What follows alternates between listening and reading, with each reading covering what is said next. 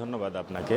আন্তর্জাতিক অপরাধ ট্রাইব্যুনাল একের আজকে যে প্রধান মামলাটি রয়েছে সেটা হচ্ছে যে টিএফআই সেলে গুম নির্যাতনের যে মামলায় সাবেক প্রধানমন্ত্রী শেখ হাসিনা সহ 17 যে আসামি রয়েছে তাদের বিরুদ্ধে আজকে প্রথম সাক্ষ্য গ্রহণ অনুষ্ঠিত হবে এবং 2025 সালের 23 ডিসেম্বর আজকের এই দিনটি সাক্ষ্য গ্রহণের জন্য নির্ধারণ করা হয়েছিল এবং সেই দিনই কিন্তু বিচার শুরুর আদেশ দিয়েছিলেন আন্তর্জাতিক অপরাধ ট্রাইব্যুনাল এক।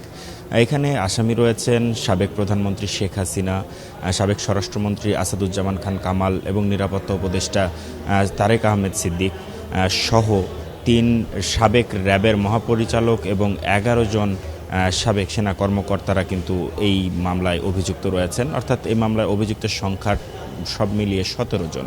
এর মধ্যে 10 জন গ্রেপ্তার রয়েছেন, বাকি 7 জন পলাতক রয়েছেন।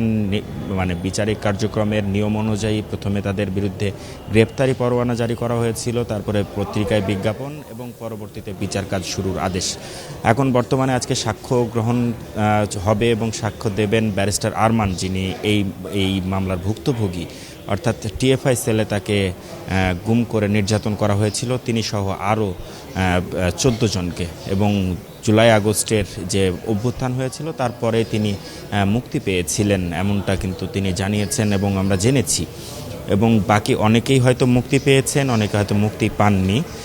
তবে আরেকটি বিষয় গুরুত্বপূর্ণ, সেটা হচ্ছে যুদ্ধাপরাধের মামলায় কিন্তু আজকে আবুল কালাম আজাদ, তিনি ফাঁসির দণ্ডপ্রাপ্ত আসামি ছিলেন, তিনি আজকে আন্তর্জাতিক অপরাধ ট্রাইব্যুনালে আত্মসমর্পণ করেছেন এবং পরবর্তী বিচারিক প্রক্রিয়া কি হবে সেটা হয়তো প্রসিকিউশন থেকে জানালে আমরা জানাতে পারবো। এছাড়াও আরেকটি গুরুত্বপূর্ণ মামলা হাসানুল হক ইনুর কিন্তু সাক্ষ্য গ্রহণ কিছুক্ষণ আগেই শুরু হয়েছে। তো এই ছিল আমার কাছে সর্বশেষ তথ্য।